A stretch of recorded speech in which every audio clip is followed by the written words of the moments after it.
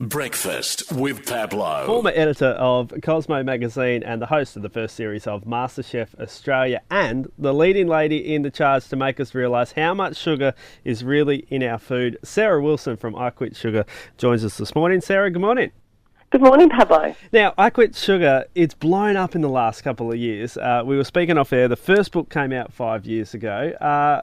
What triggered it for you to start rethinking food, and especially processed food? Yeah, well, for me, there were two things, actually. Firstly, I have an autoimmune disease called Hashimoto's. It's a thyroid disease. And, look, I'm sure some of your listeners out there have got an autoimmune disease. I'm sure they've been told they need to back off from sugar. Mm-hmm. So I really didn't want to, because one of the things that's interesting is if you've got an autoimmune disease, you're often a lot more addicted to sugar. You've got this particular fascination with the stuff. And, of course, it makes it worse. So it's a fairly cruel irony, I suppose. But the second thing was I was a journalist. I was writing a column for one of the major newspapers, sort of in Victoria and New South Wales, and I was short of a topic, and I thought, I know, I'll quit sugar. So the name of the column was This Week I ... and I meditated with the Dalai Lama, blah, blah, blah. And then it was This Week I Quit Sugar. And so that's how it started. The name came from that, and it just evolved. I tried it for 2 weeks, and a bit like yourself, I felt better within 2 weeks, and I thought I'll just keep going and going and going. And I went down the rabbit hole, researched it for a number of years, went to conferences overseas on obesity, on appetite control, and produced an 8-week program based on sort of the evolving science, and it still evolves. But, funnily enough, sort of 5-6 years ago, I was talking about only eating 6 to 9 teaspoons of added sugar a day. That should be our absolute maximum. And the WHO, the World Health Organization, came out last year with exactly the same prescription. So, the science has evolved. It's getting, and more people are hearing about it. Are you surprised at how much this has taken off? Because over 1 million people have done the 8-week program. Did you ever expect that many people would be interested in it and that many people would have problems with sugar? No, because when I first did it, I thought, look, I was quite unwell with this autoimmune disease, and so I was working from home. I was a bit isolated. I was living in an army shed in the forest, okay, so, very isolated, and I was writing recipes. Twitter had just been invented, So I was tweeting my recipes out and pictures of my food and, on a blog, and people said, oh, could you share more and more information? So eventually I made an ebook. That was, I taught myself how to make an ebook, and I thought if I sell 100, that'll cover my costs and that'll be all good. Well, it went to an Amazon bestseller, and then a publisher came and printed it, as a print book, and it just kept growing. So no, I didn't. But I think what it was is that, I've been a journalist for 25 years. I think what happened is that I was touching on that unknown, that thing that everybody's on diet, everybody's going to the gym more often, and yet we're all getting fatter. And I think everybody, despite the fact that they don't want it to be the case, they realise it is the sugar. It's the missing link. And, we've watched sugar consumption go up from under 1 kilo per year per person 100 years ago to, I'd say, a minimum of 60 kilos per person per year. And, we've watched our sugar consumption go up. We're aware that processed food's got a lot in it, but we have no idea how much because, reading labels requires a science degree. And then, but we're all getting bigger and bigger, and we're getting bigger in the worst spot, and that's the visceral fat area, which is around men it's a beer belly, women it's a muffin top, that area, and it's the fat around our organs. And you've probably learnt this by now, Pablo, just from reading it yourself in the last few weeks with your wife. Basically, when we eat sugar, it's the only food molecule that's not digested as energy. So other food breaks down into glucose, which is used as energy. And glucose is great stuff. It's a sugar, but it's great stuff. Everyday table sugar is half glucose, half fructose, and it's the fructose that's the problem. Fructose is broken down by our liver, just like alcohol and just like poisons and toxins. And the reason being is that our liver's great at storing those toxins as fat. That's what it does. It stores it as fat so that it doesn't damage our vital organs. Mm-hmm. So that's why we get fat on sugar, because we're not meant to eat it, because our body knows, we're not meant to be eating that quantity. And then you've touched on something off air as well, which I think, it goes to the absolute crux of why I guess you need to go cold turkey on sugar for a while to be able to recalibrate your body, is that sugar doesn't have an off switch in the brain. So when we eat milk or nuts or whatever, we have an off switch that tells us that we're full. You know when you sort of eat piles of cheese and all of a sudden you go, oh, can't eat anymore? We don't have that for fructose. So that's why we can have 750 mils of Coke and then go and eat half a packet of Tim Tams and not be full. We can keep eating and eating and eating. So that's part of the reason, I developed this 8-week program, is so that we actually get the opportunity to recalibrate those hormones in our brain, so that we actually get our appetite back again. I'm sure there's critics out there that say it's just another fad. We've had no carb diet. We've had the no fat diet. Now it's sugar. What do you say to people like that maybe just too scared to even contemplate giving up the sugar? Well, I've heard it for so many years. And in fact, I'm coming up to the anniversary of quitting sugar. I personally quit sugar January 1, 2011. So for 6 years I've heard the same old stories. But you know what, Pablo? The world has shifted because you know what? The science that I was reading that was unpublished, it was developing, it hadn't hit the mainstream. It's now hitting the mainstream. I mean, every week there's a new article coming out. There's news coming out showing that it's linked to pancreatic cancer. It's linked to a whole, Alzheimer's, ADHD, whole range of diseases are now being linked to our overconsumption of sugar. There are not too many skeptics left. I think people kind of, even if they haven't read the science, they're starting to intuitively see the pattern. And something's got to give because we're getting fatter and fatter and we're getting sicker and sicker.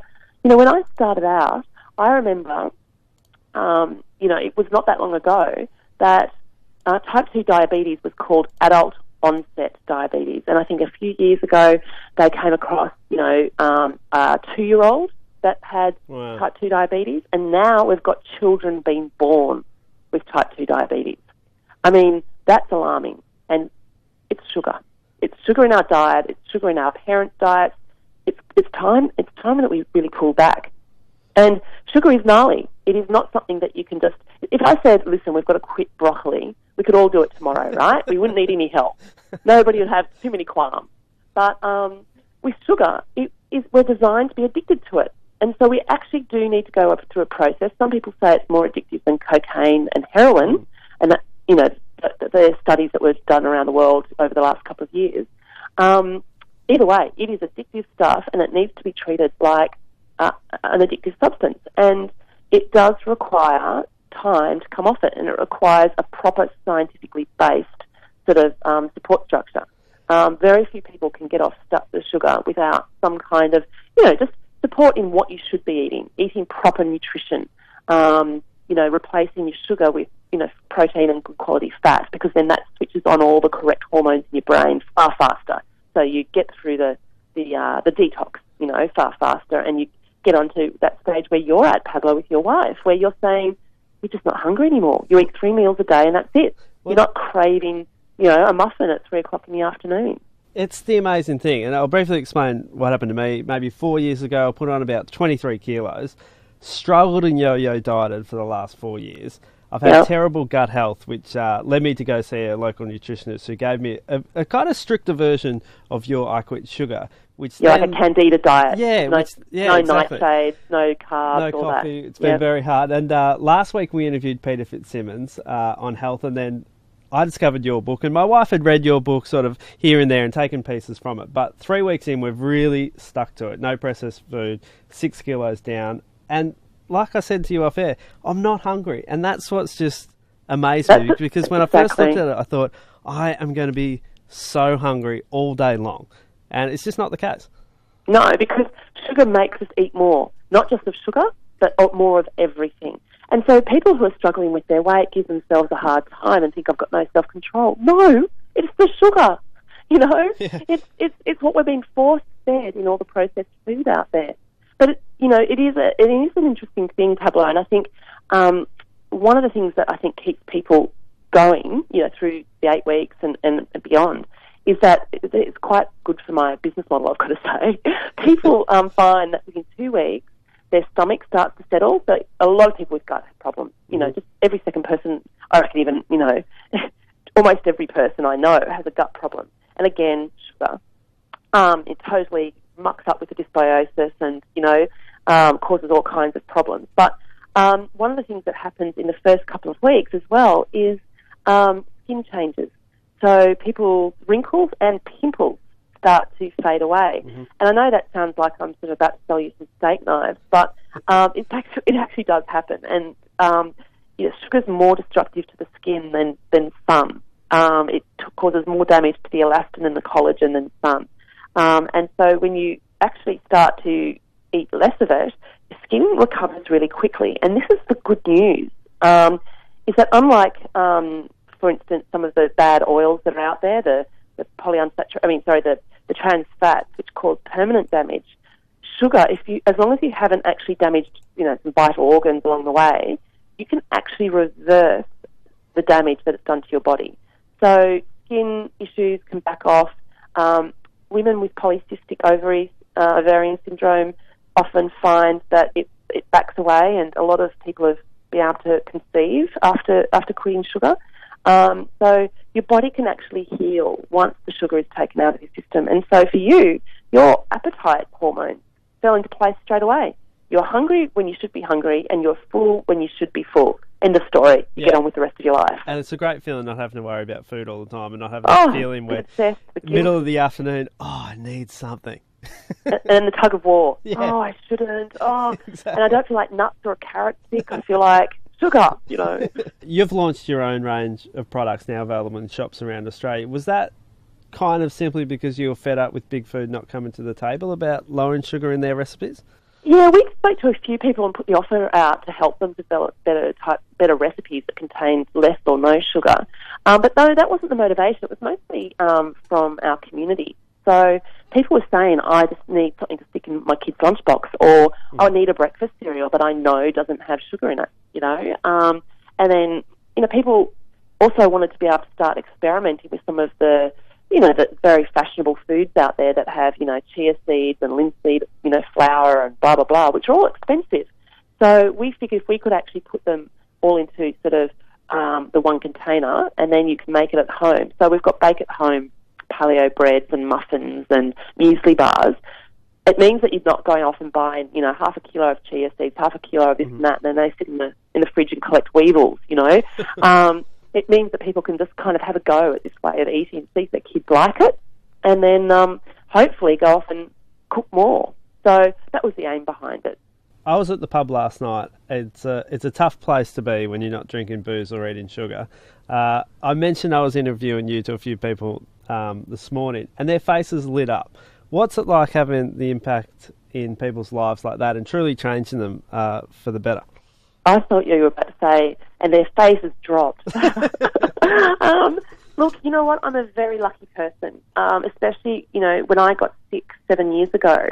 I was given a time frame for living, I was told I'd never have children. I was told, it was not looking great. I'd got myself very, very unwell. And I think, I'm extremely privileged, extremely lucky to have kind of created something with, 25 staff and so on that has stemmed from a genuine desire to make things better.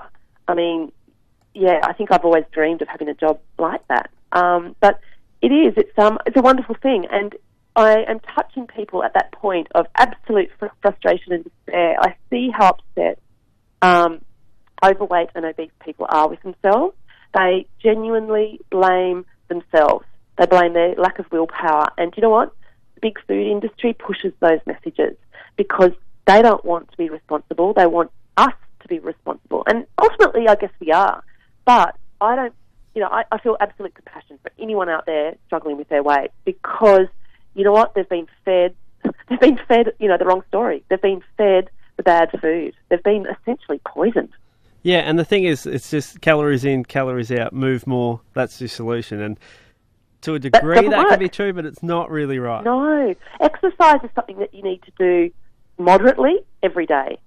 So it's not about doing boot camp and going to the gym. The gym is full of overweight, and obese people, right? So we know that doesn't work. And the calories in, calories out, it's an absolute, I'm sure Peter Fitzsimon said the same thing, it does not work. Exercise, absolutely important for a whole heap of other reasons, but for weight loss, it does not work. It's appetite control. And appetite control comes from not eating less, it's from eating the right foods that actually then train your body to eat less. Well, speaking about the right foods, lastly, what's on the menu today? For tonight, it's funny that you should say that. Just as before you called, I pulled out some lamb that was taken from a restaurant. It was a big lamb dish and there were leftovers. So I always take little Ziploc bags to restaurants and I get the food put into Ziploc bags and I give it to everybody so that they'll take it home. So I've got some of that. I've got some coriander, mint, a bit of chilli, and I have got some asparagus. That's going to be lunch today. So I'm working from home today, finishing off a book. So that will be my lunch. I'm one of those people that plans my lunch, excitedly in the morning. You have to. Sarah Wilson, your inspiration. Thanks for taking your time out today. We appreciate it. Oh, good luck to you and your wife as well. I really hope that you get through the Christmas period safely. Thank you. And if you are interested in joining the 8-week program, the next one for Sarah Wilson starts January 12th and then February 2nd. More info, iQuitSugar.com.